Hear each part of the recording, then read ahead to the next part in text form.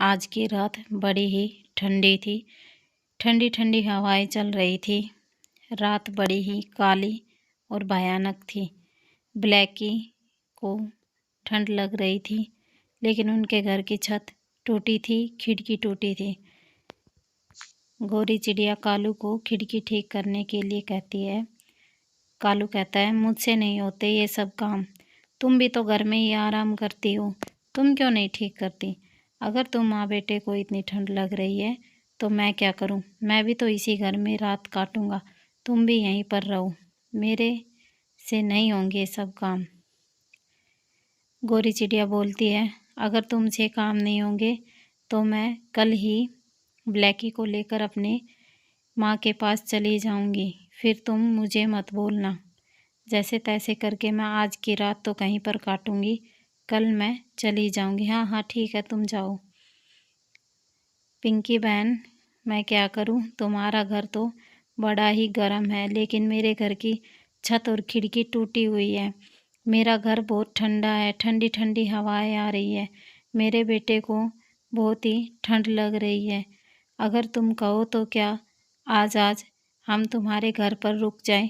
कल सुबह ही होते हम चले जाएंगे।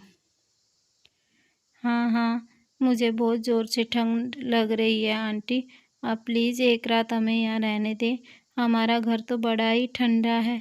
हमारी खिड़की टूटी हुई है, छत भी टूटी हुई है। मेरे पापा है कि उसे ठीक नहीं करते। वहाँ पर तो मुझे बहुत ज़ोर से ठंडी लग रही है आंटी, प्लीज़ हमें रहने दें। देखो बहन, आज की रात तो तुमने यहाँ गुजार ली, लेकिन तुम अपनी माँ के घर जा रही हो। वहाँ तुम आखिर कितने दिन तक रहोगी? तुम्हें अपने घर को ठीक करना ही होगा। अगर कालू घर को ठीक नहीं करता तो तुम घर को ठीक कर लो। ऐसे कैसे काम चलेगा? बहन, अगर कालू घर ठीक नहीं करेगा तो मैं कैसे करूँगी?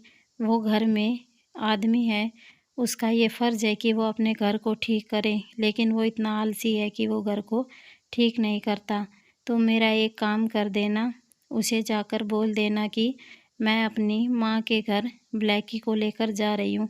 जब वो घर ठीक कर ले तब मुझे लेने के लिए आ जाएगा। कालू, गोरी चिड़िया ने मुझसे कहा है कि वो अपनी माँ के घर जा रही है। उसने कहा है कि जब तुम घर ठीक कर लो तब उसे लेने के लिए चले जाना। वह तुम्हारे साथ खुशी खुशी से वापस आ जाएगी। अभी तो बहुत ज़्यादा सर्दी बाकी है। तुम्हें जल्दी से जल्दी अपना घर ठीक कर लेना चाहिए और फिर उन दोनों को लेने चले जाना चाहिए। अरे वाह, मैं क्यों जाऊं उनको लेने के लिए? अच्छा हुआ चले गए, वैसे भी मेरे लिए वो बोझ ही थे। मुझे अपने साथ साथ उनका दाना भी लाना पड़ता था।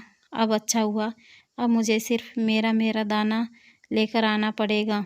वो दोनों माँ बेटे चले गए, सर से आफत टली। मैं क्यों जाऊं उसे लेने के लिए? अरे बेटा, तुम आ तो गई हो, लेकिन एक बात बताओ, मैं बूढ़ी जान अब तुम्हें कहाँ से कमा कर खिलाऊंगी?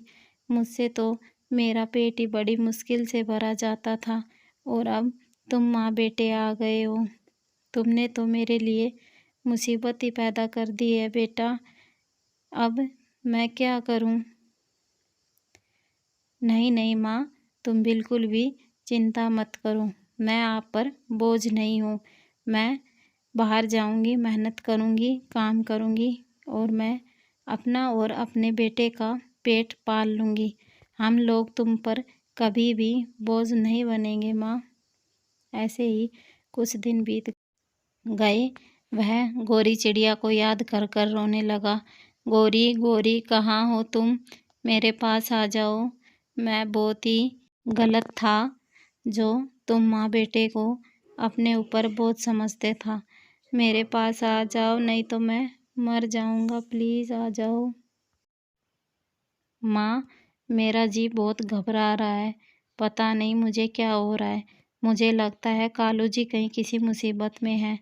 मैं अभी जाती हूँ और कालू जी को जाकर देखती हूँ। माँ, आप मेरे बेटे का ख्याल रखना।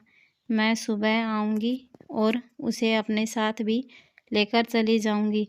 अब इस समय उसे अपने साथ लेकर नहीं जाऊँगी। कालू जी, क्या हुआ आपको?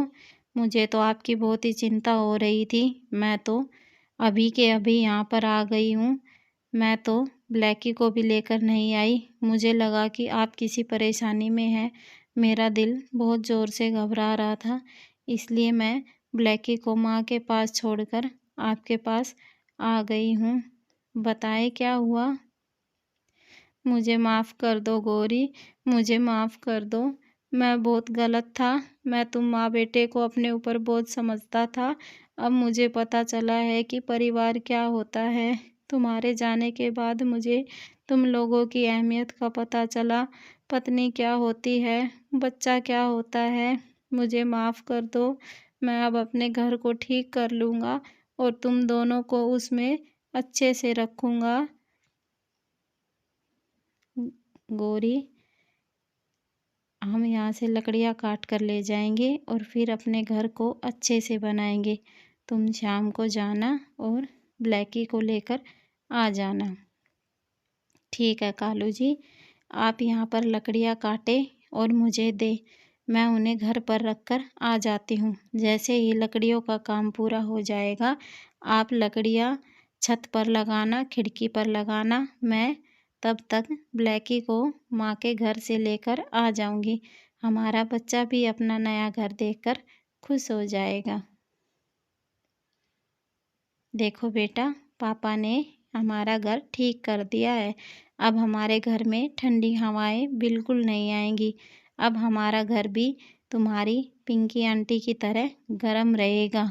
अब इसमें ना तुम्हें ठंडी लगेगी और ना ही बुखार होगा। ये घर अब गरम रहेगा। हाँ हाँ मम्मा, मुझे अपना नया घर बड़ा ही पसंद आया है। इसमें तो ठंडी हवाएं भी नहीं आती है। इसमें तो मैं बीमार भी नहीं पड़ूंगा मम्मा। ये घर तो बड़ा ही अच्छा है मम्मा। अगर पापा पहले ये घर बना देते तो हमें नानी के घर जाने की ज़रूरत भी नहीं पड़ती मम्मा। अब मेरे पास भी पिंकू के घर जैसा गर्म और अच्छा घर है मम्मा। हाँ बेटा, मुझसे गलती हो गई। मैंने तुम दोनों की कदर नहीं की। ये मेरी ज़िंदगी की सबसे बड़ी भूल थी। लेकिन अब आगे से ऐसा नहीं होगा। तुम जो बात कहोगे मैं वो सब मानूंगा। मुझे समझ में आ गया कि परिवार का असली मतलब क्या होता है। अकेले रहने में कोई खुशी नहीं है, जो खुशी अपने परिवार के साथ रहने में है। दोस्तों, अगर आपको कहानी अच्छी लगी तो काव्या टून्स को सब्सक्राइब करें, लाइक करें, कमेंट्स करें और अपने दोस्तों के साथ शेयर करें। धन्यवाद।